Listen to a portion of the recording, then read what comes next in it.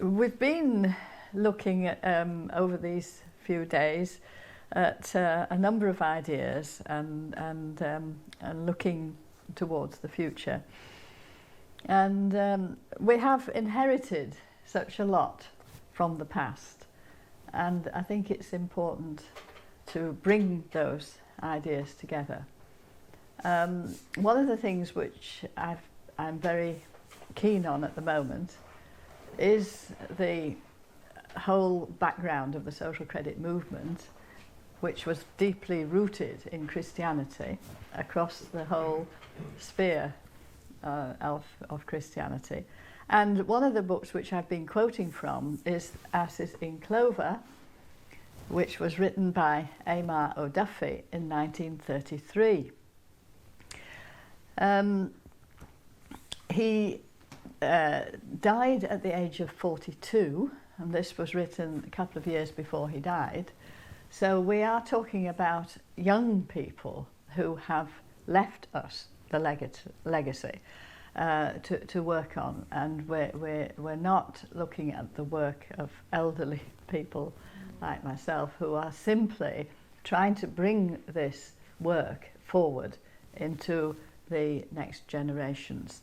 So we have to bear in mind that that this book was written so long ago. But yesterday we had one or two very interesting questions, and one of them was, you know, how can we, what can we do into the future? And the other one was, how did we get into the mess we're in anyway? So I'm taking those two questions and having a little look at them now, and hoping that we can join in something of a discussion. So in 1918, Amar O'Duffy, in the immediate aftermath of that First World War, wrote a little poem, and it goes as follows. I thank the goodly God of gold, who has denied me naught, who has increased me 50-fold, because I have not thought. I thank the God that gave the lie to what the Saviour quoth, and made it possible that I serve God and mammon both. So the key there is thought, because I have not thought, and it's absolutely essential that we do not think. And this is where things get complicated, because I want to try to draw. Last weekend we were looking very much at the concept of the pyramid of power. And from the apex of power here radiates down the authority. This is what has happened is that over the years since we talked about the founding of the Bank of England, we looked at Linda's play, and that brought up that question. And it's been possible for the increasing centralisation of authority to dominate the mass of the population below. And so we here are the people who do the work, who maintain this system, and who receive the instructions, the information coming down. So we have to think about the society that we've inherited in that sort of terms, the authority from above. I'm tempted to sidetrack, but I will not. Right. However, now the alternative way of looking at things it has been suggested by the work of Rudolf Steiner, and he looked at the social world in which we live and suggested that we can actually divide the institutions into three sort of categories, which are not rigidly defined. They are interlinked, but you can think of them in the terms of three spheres of influence, which would sort of overlap, roughly speaking. And one would then think of these terms. We can perhaps put the we call it cultural.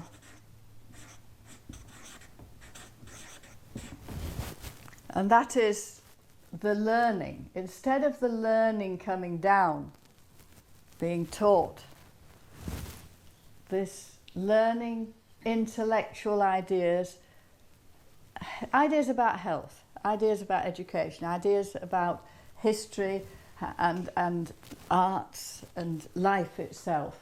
All of these things, which is what it is to be human. Those things we have to learn. And that should be in a sphere which is free from the domination of the powers, of the money powers and the powers that be.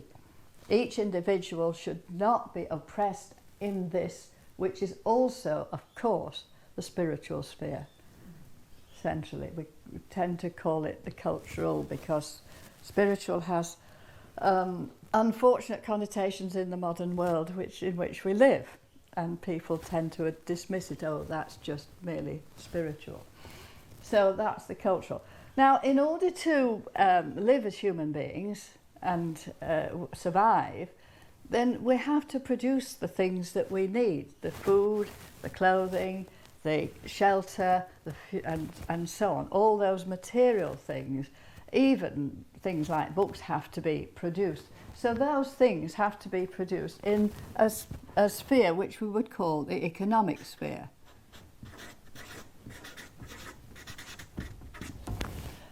And there we must work together. That's the place where we cooperate. We consider what the other person is doing. We work together in a team, not working to develop ourselves, but working together in a team, in cooperation, using those skills that have been handed down from generation to generation, but constructing things because nobody really lives alone. There isn't a self-made man. There isn't a rational economic man who simply takes as much as he can get and gives as little as he can get. That it just doesn't exist. We have ways of working together in cooperation.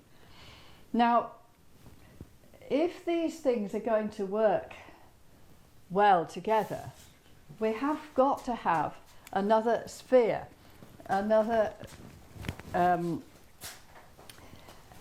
sphere which we could call the political or rights. And I would put rights there in that. So none of these are set in stone like that. They're not rigid, they're not firmly fixed.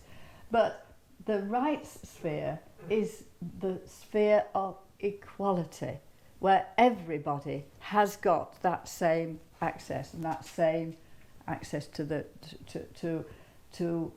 be able to be in freedom and cooperation and in that sphere of rights. Now, I can only touch on this. These ideas are suggested in, I didn't pick up my books, but never mind. In Understanding the Financial System, I've put a chapter in on that. But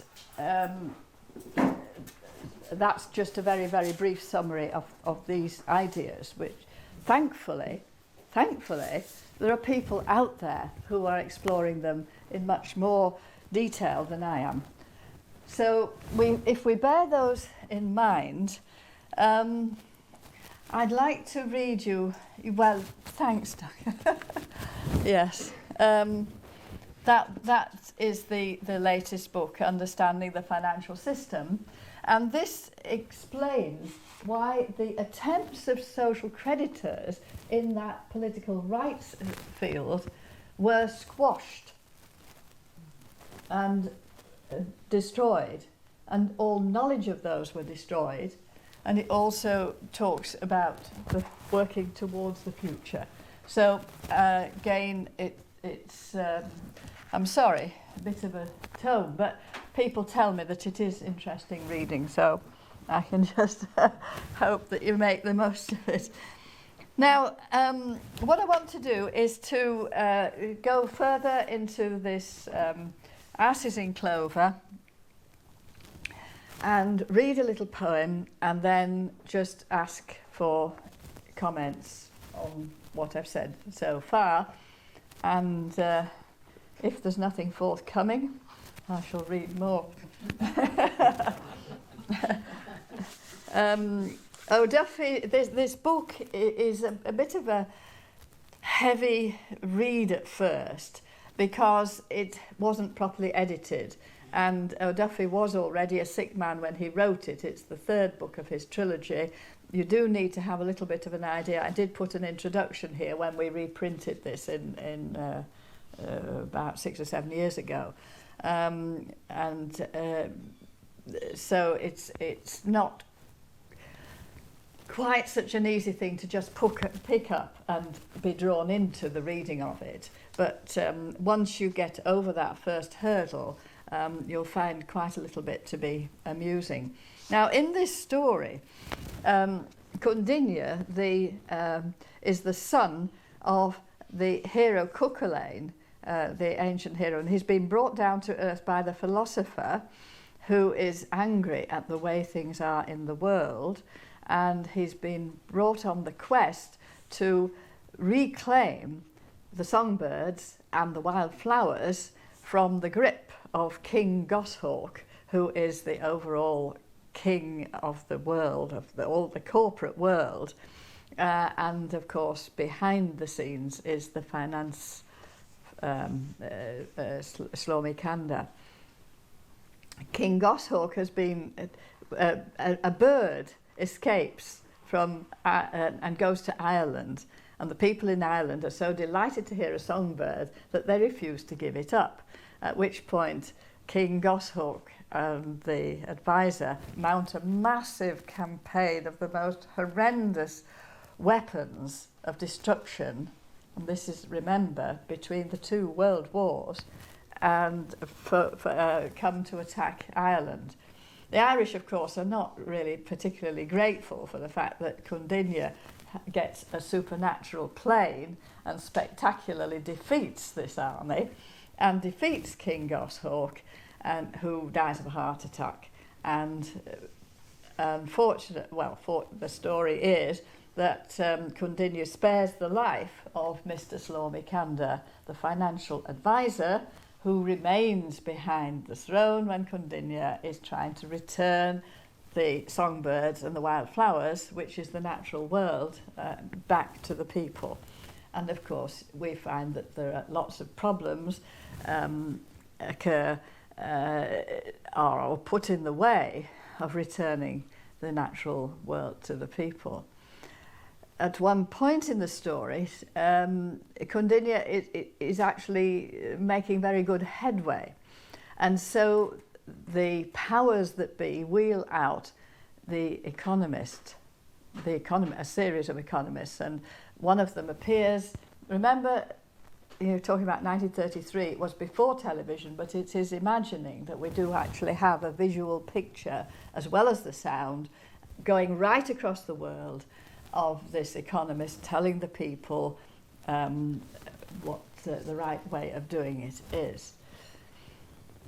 But in the meantime, Condinia has got wind of what was happening and has jinxed or hypnotized the economist into telling the truth. So Professor Swallodown is making a gesture, and he settles down and he says, "Prosy stuff, economics, what? Perhaps you'd prefer to hear my little poem, The Oyster. The sun was shining brightly upon the fields below. He did his very best to make the corn and fruit to grow. And that was wrong. because it brings the prices down, you know. The corn was ripening in the fields, the fruit upon the tree. The shops were laden, and laden ships were sailing on the sea. All things had a fictitious look of fair prosperity.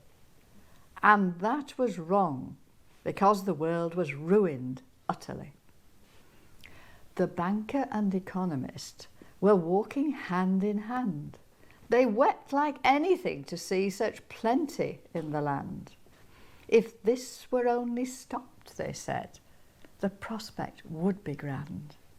If 7 pests or 7 plagues were loosened every year, I think, said the economist, that things would then be dear.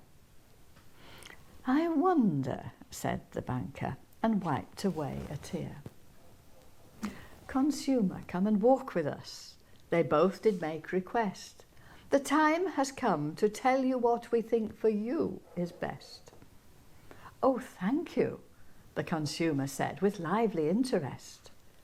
And first, said the economist, it's needful to explain the economic laws which prove that trade must wax and wane, and why abundance is a curse and scarcity a gain. But not to me, the man replied, turning a little white. That dismal scientific stuff would stupefy me quite. I'll take it all on trust because I know you must be right. 2 winking eyes behind the back of that consumer met, as if to say this blessed boob has asked for all he'll get. Old chap, said the economist, your trust you won't regret. This gross abundance that you see before your hungry eyes has ruined all the primary producing industries.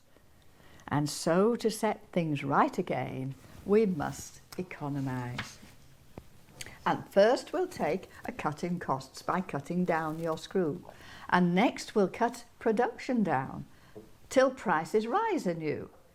Then though you'll have less goods to buy, more work you'll have to do. Right-o, the consumer said, a sturdy Briton he, and smiling, bravely yielded up his share of LSD. By such contraction wages show their elasticity. It seems a shame, the banker said, to play him such a prank.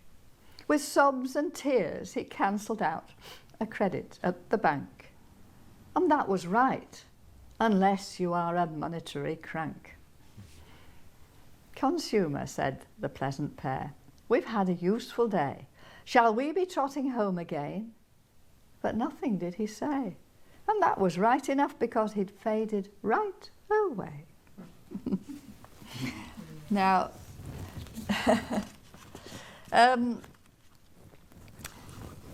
I like that poem particularly because it strikes me as so very true to life that the consumer and the worker doesn't want to know. I mean, the number of times when people have said to me, economics, you know, I don't know anything about it, it's nothing to do with me. Yet every day of our lives we're getting and spending money, and we have to do that in order to stay alive.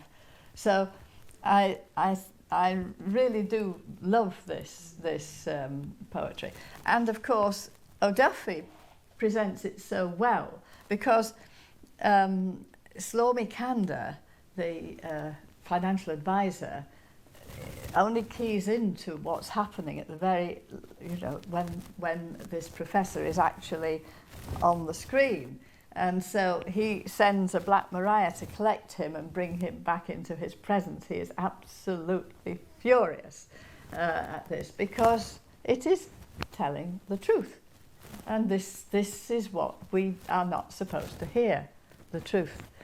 So I don't know whether there's any sort of thoughts on that rather than questions to me necessarily, but you know, does it strike any chords? Does it meet anything that you've been thinking of?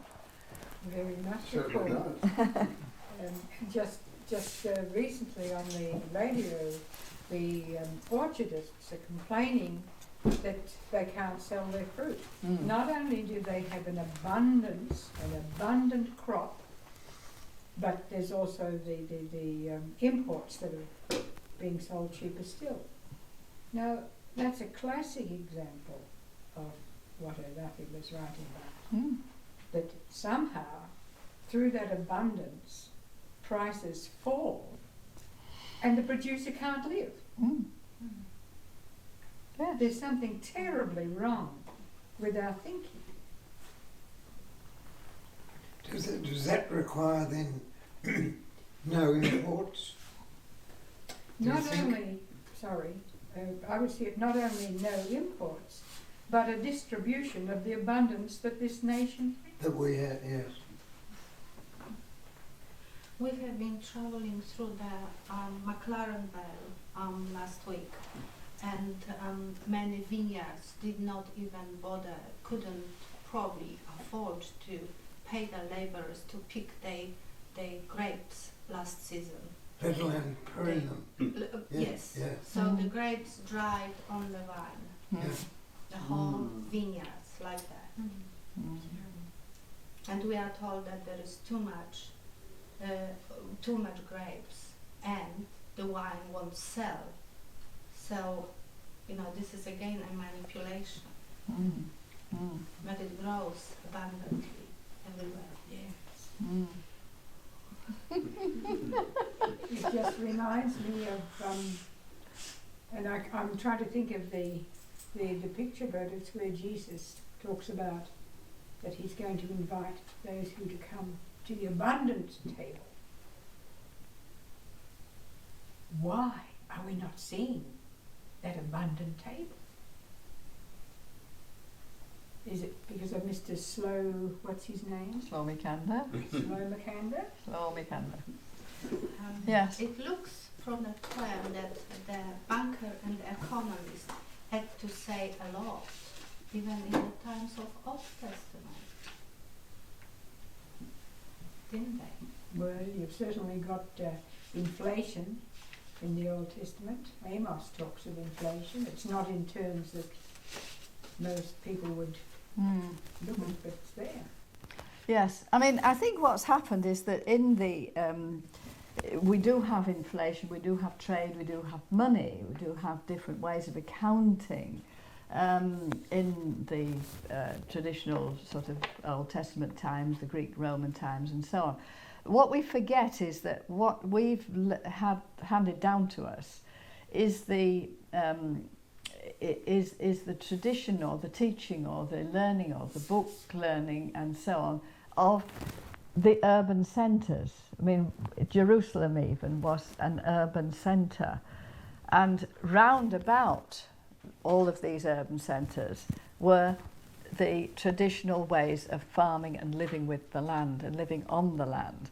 And with quite a lot of farmers here, I've really found this so interesting, going round and talking to farmers who have had to overcome in a practical sense the financial problems and have found ways around it and so on. And it's quite intriguing, and I'm going to be going back to the UK with all this information. Great fun. But what's happened over the past 200 years is that we have in fact had a money economy imposed on the whole of society, this whole bulk of society. You could almost say that would have been the tiny urban centres of the world until the coming of the Industrial Revolution. Most of the people, most of the time, would have been in this sort of very similar situation to this, but not using money. That's the big difference. Because we're talking about the wine wouldn't sell.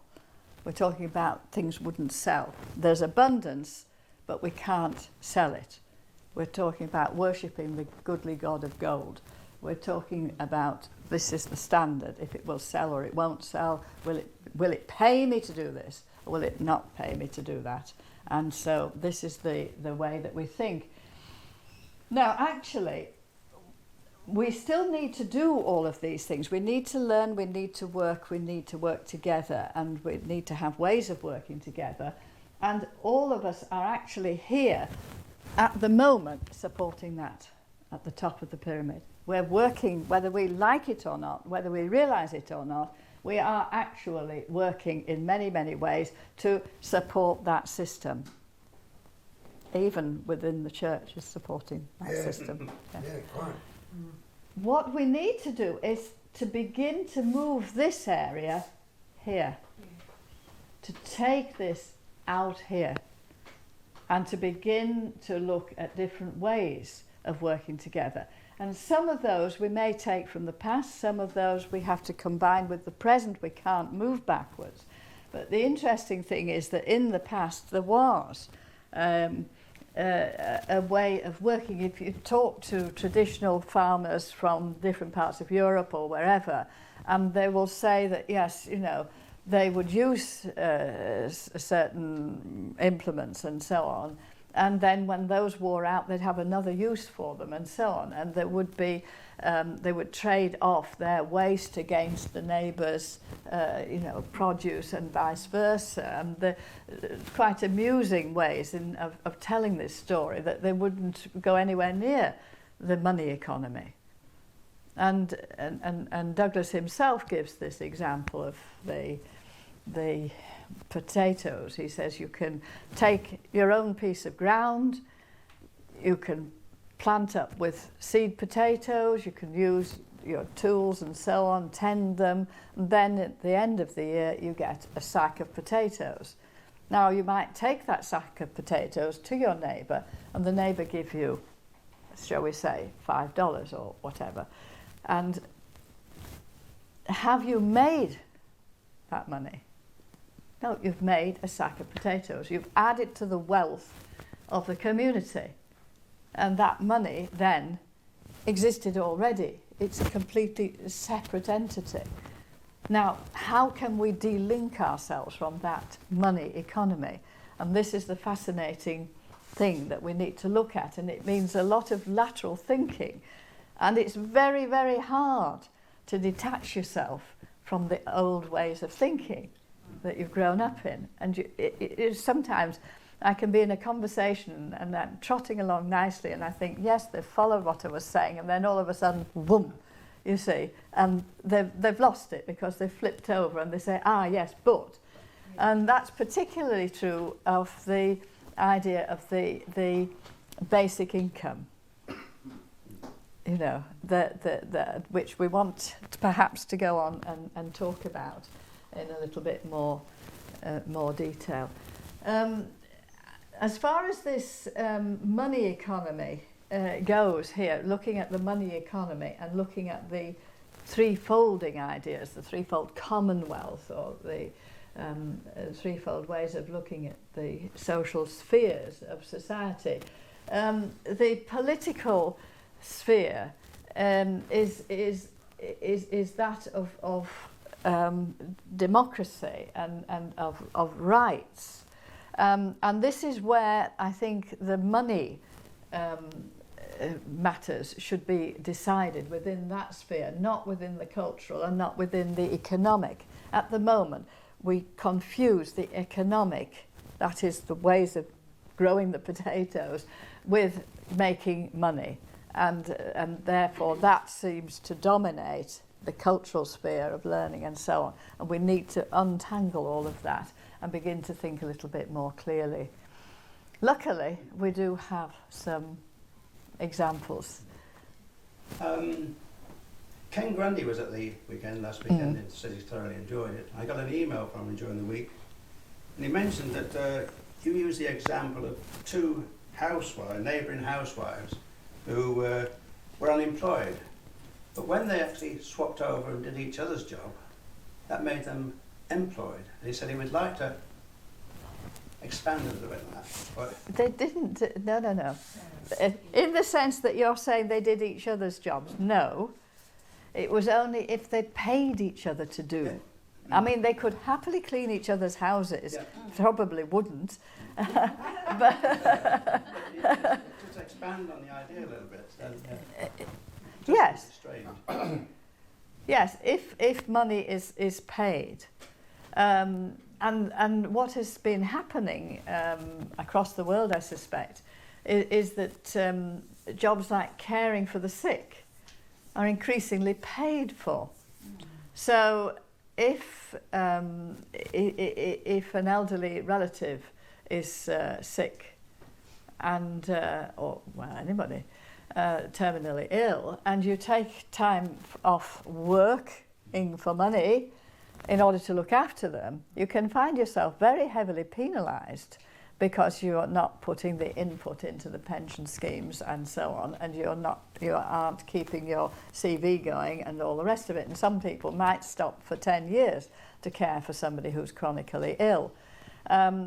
If, on the other hand, they are paid to do that, that registers as economic work, and you're doing exactly the same thing for that person. In fact, probably less, because you're not even, you're not going to be 24-hour care. And we had the example, we've got it up there, of Linda Scottson. I said about how she found herself a single parent with a toddler and a baby with cerebral palsy, and she was told that this baby will probably die, and really he's not worth really making a great deal of effort to keep him alive. Now, when she looked after him, there were, night after night after night when she did not have any sleep, day in, day out. And you can see the result there on the picture, that is the baby 34 years on, who's just run a half marathon. And that was because of her determination. She then pursued, I'm telling Bishop Stanley because, you weren't here yesterday, but I was telling the story of Linda Scottson, and she went on, to cut a long story short, to set up a clinic, an advanced clinic, Scottson Technique, and there she teaches other families, thousands of other families she has taught, how to cope with a child with severe cerebral palsy, and to deal with the breathing and the diet and the exercise which is necessary to give the child a much fuller life and to support the families and so on. So this is quite a remarkable story, but it's not really coming into the mainstream because the pharmaceutical companies get nothing out of it. It's non-invasive, non-drugs based. Now, if they're going to be paid for it, and then they've got to get paid tax and all the other bits and pieces, yes, and the whole thing sort of falls apart in a sense. It does. Even though you're doing exactly the same as what you would have been doing anyway. Yes, Yeah. yes, that's right. But if you're working for money, then that makes a big difference to the records. But there isn't any job, and this is quite an interesting thought, there isn't any job which can be done in human society which you will not find that has been both paid and unpaid. You can go for leisure, well, it should be the other way around, but you see what I mean. If you begin to, I can see everybody thinking about it.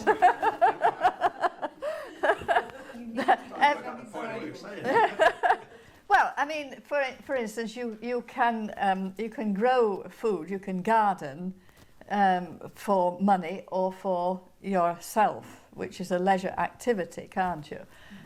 You can play even golf or sport as a professional, where you're being paid, or for leisure. The same thing for dancing and for caring and for hairdressing, absolutely. Fishing. Can you think of any activity which you see? People often say, well, if there was a basic income, a national dividend, there was a secure, very basic income for everybody, who would do the work? And you say, well, who does do the work? I mean, who changes the baby's nappies? Are they paid to do that? I mean, you can be paid. You can be paid. You need to be paid as a surrogate mother to give birth. And there's very little. I mean, can anybody think of something that you would not find as a leisure activity, or you would? Well, we do it all the time. Sorry? We do it all the time. We do things which we don't get paid for, but we do it because we like it and we like to help someone. Yes, It's standard. Yeah. It happens. absolutely. But once money enters the system and you are registered, Mm. then you're in that pyramid structure. Yes, Not the Trinitarians. yes. The thing we've been totally brainwashed that we think money is a asset. Money is a debt. Mm. The way it's produced, okay? And once we understand that, it's a different story to look at it. Mm. Money is necessity in terms of means of exchange, nothing else. And because it's printed from a thin air by the top of pyramid, putting it on the mattress may not, under circumstances, may not take you much further than maybe another 12 months or so, because the whole thing may collapse overnight practically. Mm. You do that with a piece of paper. Mm. Or a blip on a computer screen, yes. Oh, yes. Which can evaporate as fast as it comes. I must say this simply, that over the years I've tried to understand what Jesus meant by "you cannot serve God and mammon." And of course, wherever the paragraphs were, I went and read further, and I think it had to do with it might have been the Pharisees, who were lovers of money. And while the New Testament doesn't say the way I say it, I would say that Jesus was saying, now how's it put? Oh Lord, you cannot serve God and mammon. You will either love the one or the other. And the Pharisees had a preference for a love of money above all other considerations. And that really is what the difference between those two symbols, Mm. Mm. if you think about it. Yes. Above all other considerations, whether it's political, cultural, or economic. Mm. And because if you're thinking of all those other considerations, you're looking at it from an entirely different perspective. Mm. Yes, I think we have to be. A lot of people say to me, "Are you meaning that we get rid of money No. altogether?" But it becomes, instead of becoming our master, it becomes our servant, and then it is a very useful servant. That's right. But that is that desire for money, that desire for security, which is at the root of a lot of the problems. The Pharisees, of course, were also using money, and I think this is one of the things that render unto Caesar what belongs to Caesar. I think that is where the Pharisees are caught with the coins on them. They're coins of the Romans, you see, and that is because their interest is in that power. It's that power at the top of the pyramid that's beginning at that point, and it's come to its absolute extreme now in the present day. Are you aware that the top of the pyramid's got an eye on it? All-seeing eye? Yeah. Because the pyramid is the structure Of the from Egyptian. Illuminati. Yes, yes. Oh, the Illuminati. Yes, Mhm. yes, yes. That's right. what it Yes, is. yes, yeah. Absolutely, and that's. Well, I'd like to actually, not a question, statement more or less. There is a way around it with dividends paid. Only way we can do it is when we have a government for the people and by the people, and money is sort of being created by banks, which is total racket, as we know. And the money can be produced by treasury of the government as needed for public works and for dividends and as such, and will be returned by people supporting businesses, and there will be closed circulation, no inflation possible, or even it can be based on a gold or silver. Mm. Right now, with the structure we have, political structure we have, there's no way in the world we can do it. No, this is why I'm saying that we have to look at ways of moving this you know, we can imagine that we have the potential in there and we have to move out. Then it collapses, you see?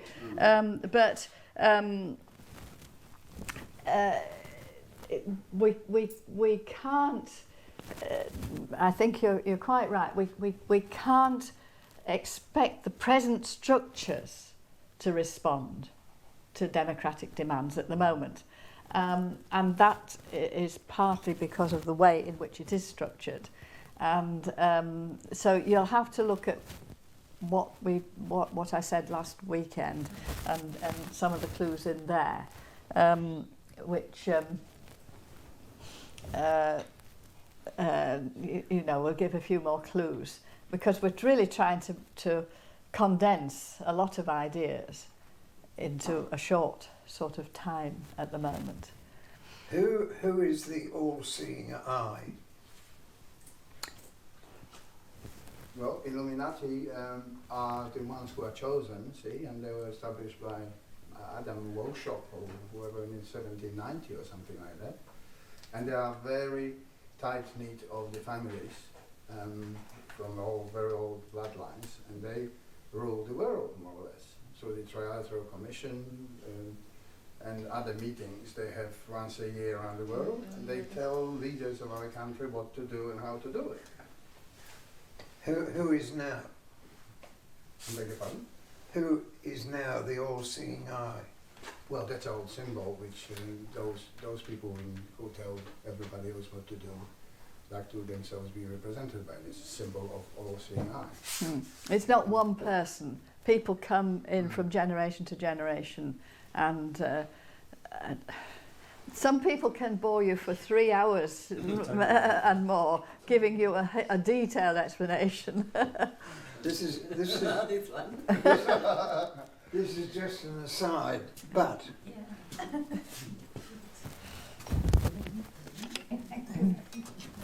You're going to do that? He's got an answer. Oh, yeah. I was, you're not very... when I became the bishop of the diocese, the bishop carries a pastoral staff which is shaped like a shepherd's crook. Yes. And he usually has his own, but he also, there's usually one owned by the diocese. And when I went to be the bishop,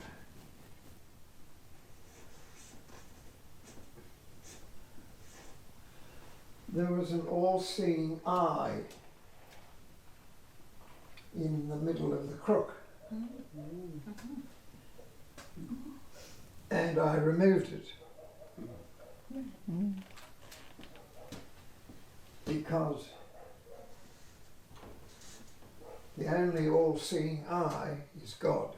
Amen.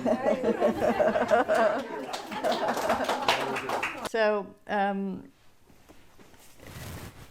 I'm just very briefly, one of the economists explains the situation and says, supposing a party of people were wrecked on a desert island, what do you think would be the first thing they'd do?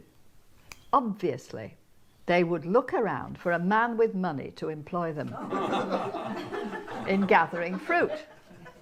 If there were no capitalist among them, or if he didn't see his way to make a profit out of the business, they would all remain unemployed and starve to death, no matter how fertile the island might be. If, therefore, we want to have plenty of employment, we must give every possible incentive to entrepreneurs to encourage them to get as much of our money from us as they can, so that they can spend it on employing us to make more for them. The accumulation of the birds in the goshawk aviaries illustrates this principle perfectly. Upwards of 10 100,000 people are employed in that magnificent industry who would otherwise be condemned to perpetual destitution. I thank you for listening.